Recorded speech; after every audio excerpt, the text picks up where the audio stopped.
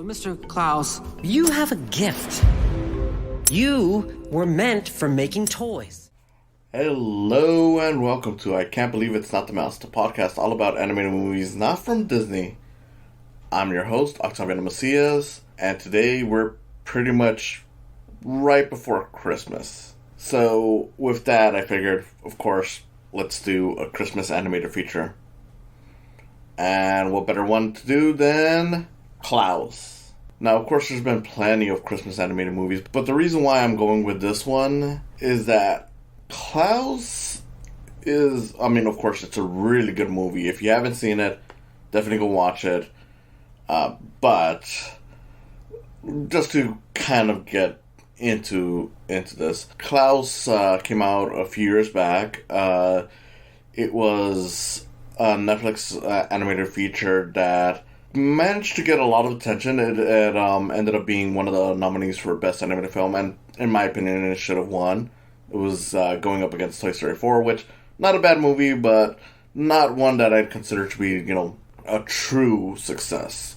But, that's what it is just sometimes you lose to the Disney movie because, Disney is the animation name. Klaus, again, why choose it? Well, aside from the fact that it was, a Best Picture nominee, a Best Animated Picture nominee, aside from it being something that I really like, it's just that of the many Christmas movies I've seen, specifically animated, but even live action actually, this is one of the few where a lot of it you would think is very generic. Like, a lot of it does follow, like, the typical tropes, like, like the liar reveal trope, or, just stuff that you would normally assume from whether it's Christmas stories or just movies in general. But it does it in a way that feels very sincere and genuine, that it makes it feel kind of special, even though a lot of it you can kind of see coming from, like, a mile away, if you've ever read, or seen stories like this. Basically, just to give you an idea of what the movie is, the whole movie is yet another take on the whole origin of Santa. We've seen that before. We've seen Rankin Bass do it. We've seen, more historical takes on it. We've seen different versions of, like, the whole origin of Christmas. But in this case, it paints it as, like, okay, the first Christmas happened because of the postman, which is something that I'm like, yeah, that's kind of interesting. A lot of these movies never really acknowledge the fact that a big part of the lore is sending letters to Santa, which means that the postman should be involved with these things a little bit more. Like, granted, not that it's never been thought of. I mean, I know there was, like, the whole Santa Claus is coming to town where you had the narrator of the story being, like, the postman, but that was more or less just because, like, okay, well, he's the one delivering the letters, so of course he knows just, like, how it got started, but he's not really involved with the story beyond just narrating it. In this one, the main character is the postman that pretty much started, and in some ways created a lot of the lore around it. And I think that's kind of interesting. It's kind of neat to see this postman who at the start of the movie is this selfish, like he's the son of, like, the head of the postman. So he's like this rich, selfish brat, but along the way, because he's sent to this town that no one really likes, and it's considered to be like a dead zone, because you see, like, all the people are always fighting. He's sent there to basically learn a lesson, which, of course, movie logic, like, all that stuff. He learns his lesson, becomes a better person and all that, but it's still just an interesting way of doing it, where it's like, okay, he's, the postman, and he's just here to basically get along with his life, but accidentally creates this special holiday that people like. While in this town, of course, no one wants to send letters, no one really cares, and through some mishaps, he stumbles upon this old cabin, which is owned by this big burly man, you know where this is going, who has a bunch of toys.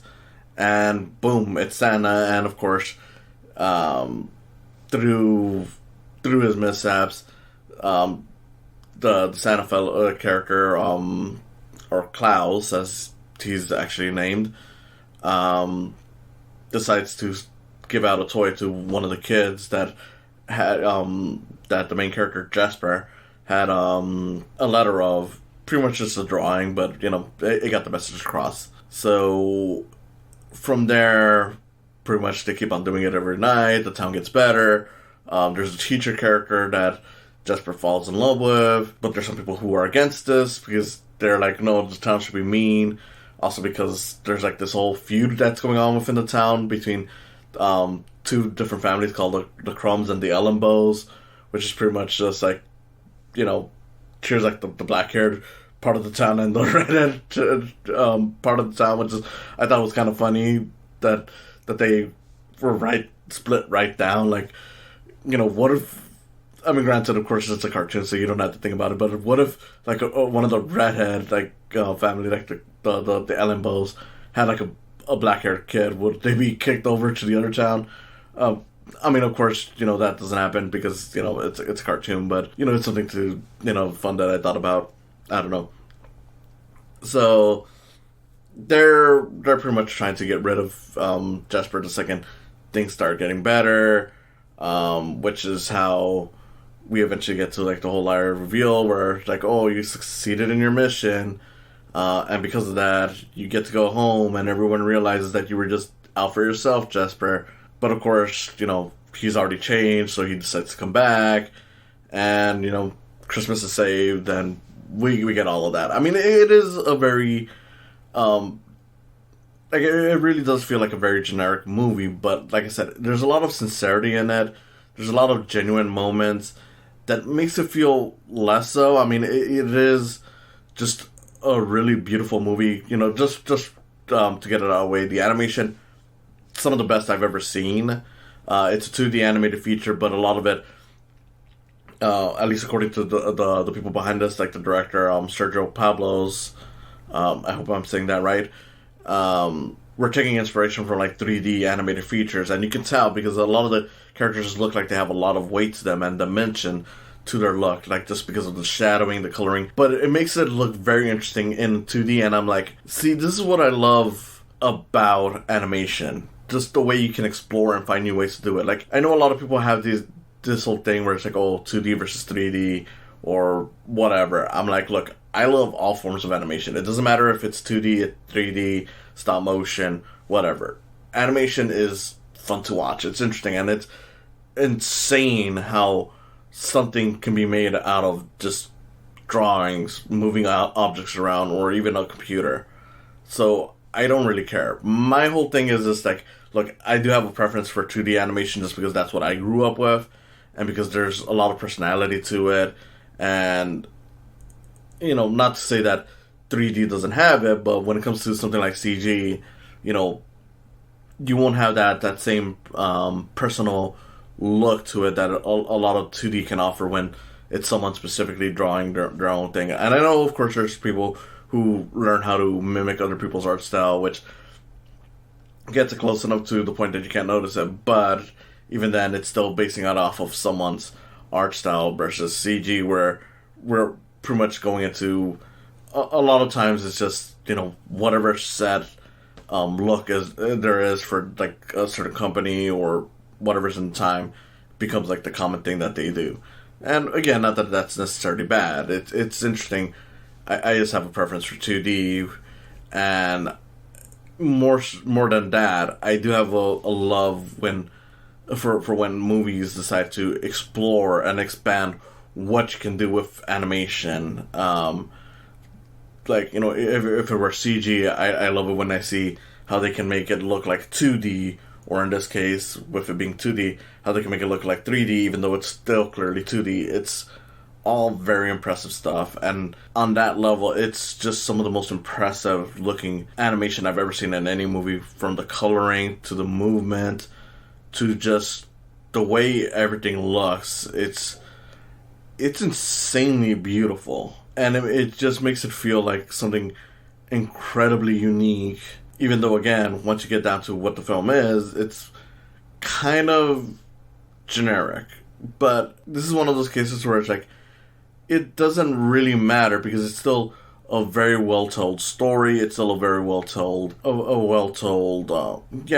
just a well told story. And the stuff that is similar about it to other movies is done in a way where at times they play around with it in ways that you wouldn't expect, and it makes it feel fresh, which is again is why I like it. Like even the movie's big climactic scene, it's like, okay, so we have Jesper who realizes the error of his ways, decides to redeem himself by saving Christmas from the bad guys, and it's this whole chase, and it's the kind of thing that you wouldn't normally see in any animated movie or most movies in general, where it's like, okay, there's like this big, intense, climactic chase and whatnot. And while it does serve a purpose, while it showcases to us and to Klaus that, hey, look, he's changed, he's definitely being selfless, we then get a little twist in terms of, oh yeah, it turns out that you didn't even have to go through all that. We already had this set up so that the bad guys would just destroy a bunch of fake stuff, and we send out the real toys right afterwards. You wasted your time.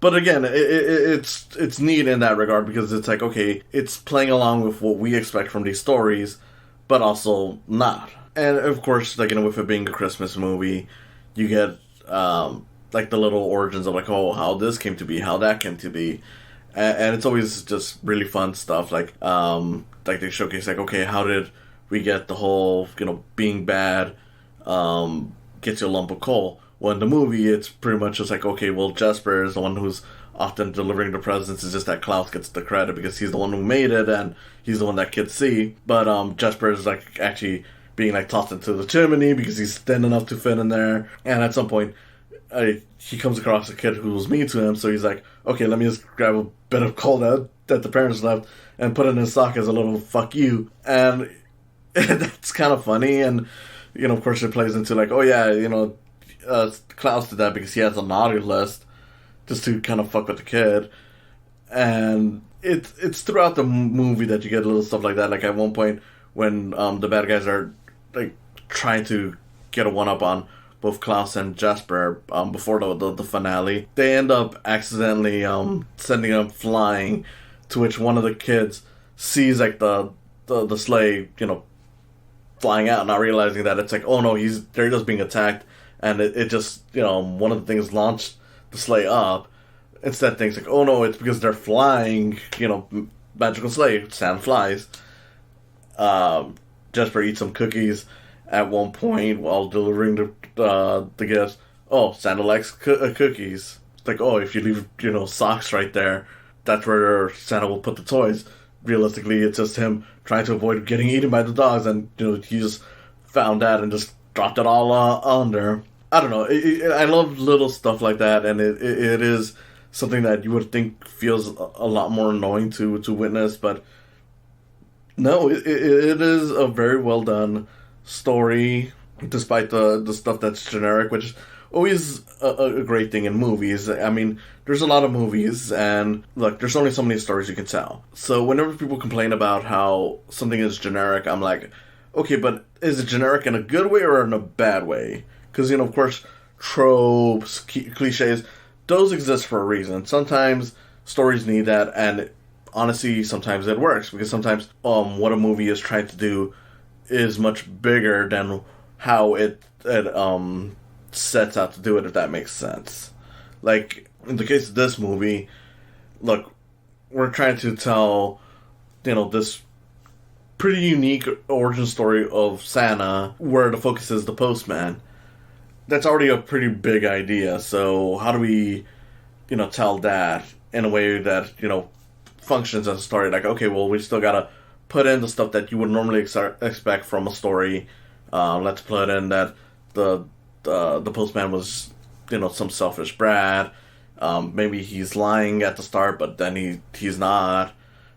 Just stuff like that, just to, get the story rolling. And that's fine. I really don't have a problem with that. And it's weird that a lot of people have tried turning that into a problem over the years, especially during the rise of a lot of like internet commentary, like when it comes to stuff like, and look, I don't want to sound like I'm trying to start fights with anyone, but realistically, I'm like, look, some of these people kind of suck. Like CinemaSins, look, if you like it, fine, but I'm just saying, like, if that's where your media criticism comes from, you might want to find something else. Just because when it comes to stuff like CinemaSins or others like that, a lot of their criticisms is so narrow-minded that you pretty much lose an understanding of why certain things are charming and why certain things work the way they do. Because again, there's a lot of stuff where it's like, if a story is aiming to do something much bigger than what you would normally expect, you might need to fall back on some cliches, some tropes, some, let's say, generic plot points, just to kind of get your thing across. Because there's, of course, going to be a lot of things that are going to matter more than some silly, like, oh, is it different all the way through? Like, you can't always be all different all the way through. You need some stuff that's reliable to work. Like with this movie, it's already doing a lot with trying to make this unique origin story of Santa. We do need the story to kind of flow in a way that makes sense. So let's bring in the old cliches. Some of them will change up a little bit. Some of them will add more heart to it. But the trade-off to this will be that some of it will be stuff that we can see a mile away. And it's not necessarily a bad thing. As long as you're entertained, who cares if you see that? I mean, I can get how that would be a fault for some. And to an extent, I consider it one of the weaknesses in the movie. But it's such a minor thing that I don't really care. I don't know. It's kind of like what I've often felt when it comes to movies that set out to be big franchises. Stuff like Iron Man to the whole MCU, or, granted this hasn't had sequels, but Detective Pikachu also had some stuff where it's like, okay, that's kind of generic.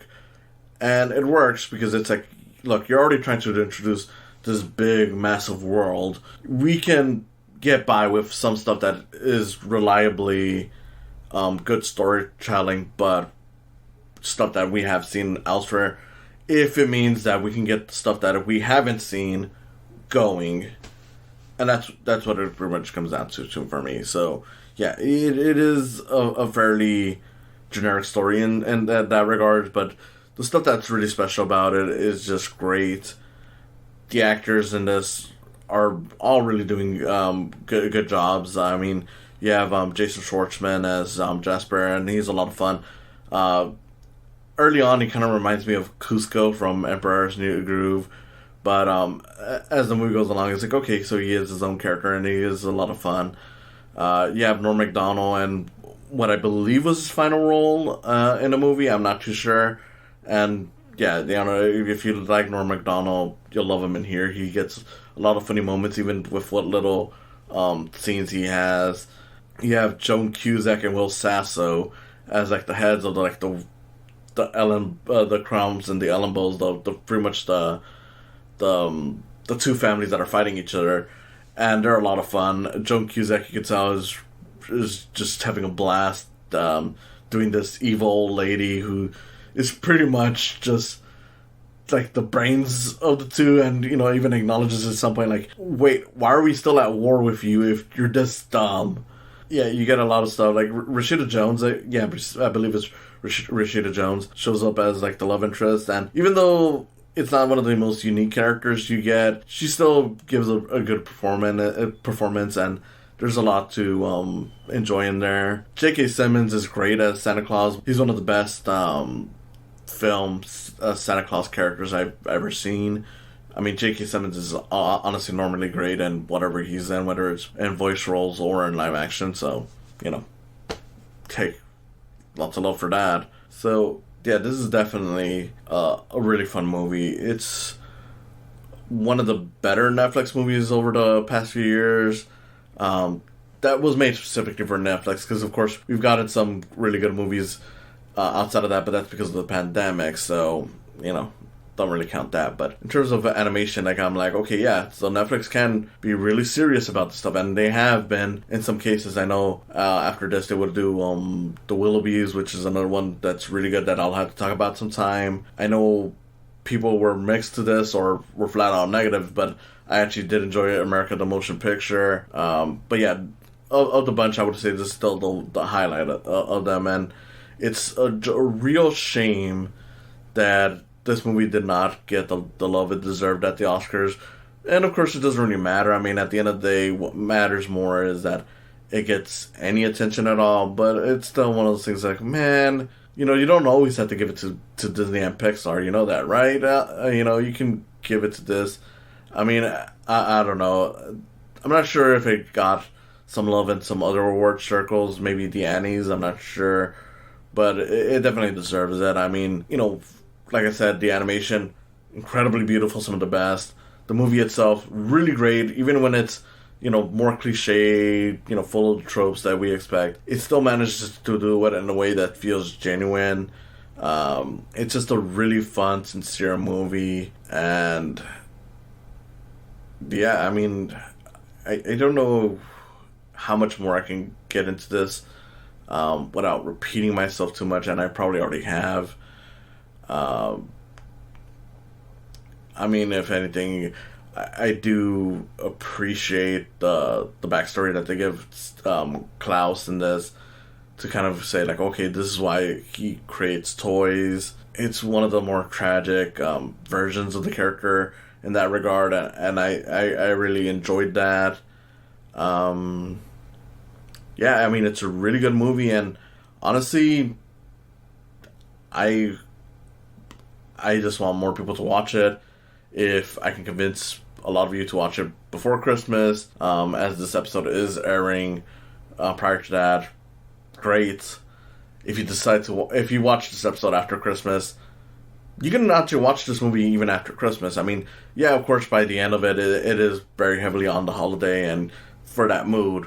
But for a good chunk of the movie, even though there's snow around, it feels like a movie that you could watch at any point of the year, and it really is good. I mean, realistically, you can watch a Christmas movie any time of the year. I mean, I don't know. I know people have turned that into a tradition until waiting until the time of the year, and to be fair, it's easy to fall into that because there's a lot of movies out there. But, if a movie's good enough, you can watch it at any point, and it'll still be fun regardless.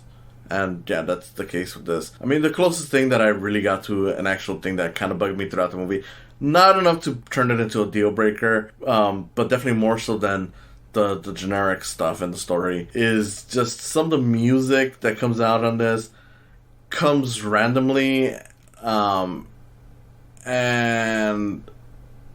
it just never really meshes well. Like, the only one that actually does is there's this musical sequence where Jesper and Klaus make it like a sleigh for this little girl. People believe it's like a swami, I think that's what they call it. But it's like this indigenous tribe of people, pretty much in the snow, and there's like a song that's playing throughout the scene, and that one's actually a really nice one.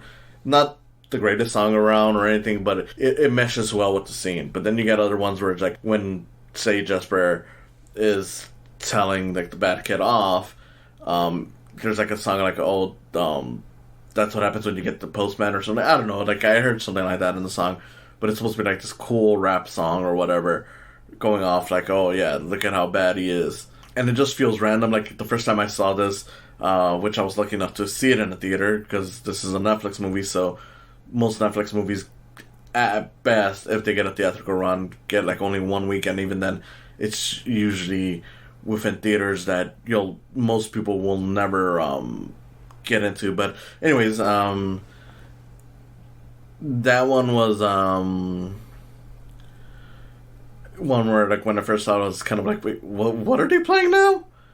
You hear like the whole "How You Like Me Now" at the start of like the letters being made, and again, it's just kind of like, I don't know. I mean, again, it's not a deal breaker, but it is like distracting, I guess.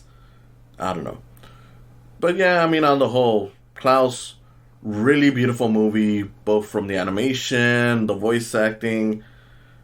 I say both. I mean, in general, I mean all this stuff, like the animation, the voice acting, the way the story is told. It's all just really great. Even when it feels familiar, it's just a solid, beautiful movie. And honestly, yeah, go watch it. So with that, I just want to say thank you for listening to this. This has been Octavino Macias, host of I Can't Believe It's Not the Mouse. And if you enjoyed this, please consider subscribing to my YouTube channel, SciCam Films. That's where I do the video versions, which is, if you're watching this, this is what you're seeing. But I also have audio versions of this podcast in places like Podbean, Spotify, Apple Podcasts, like a lot of the places that you would listen to podcasts. Consider sharing this with people you know, people you like, all that stuff to keep this growing. And if you want to support me even more, there's Patreon. Just go over to patreon.com/SciCams. That's SAICAMS. Patreon.com/SciCams. And yeah, you can support me. You can give me $1. You can give me more. Right now, the only thing I really offer is for people to get their names onto my videos in the thank you section. As this channel continues to grow, I will find other ways to give like tiers, I guess, to people who will support me. Find ways to, further get this going. I mean, realistically, the Patreon is, aside from just getting me equipment to this, it's also to help me live. It's a way to keep my focus on this, maybe expand on more stuff. But yeah, that's pretty much what I'd like to add. In any case, considering what's coming up, I want to say Merry Christmas. If you don't celebrate Christmas, that's okay. Happy holidays. Happy Hanukkah. Whatever holiday you celebrate, that's great. So yeah, thank you for listening, and I hope to see you next time. What happened? Not a word. You just sit there. Be all magical and awesome. What?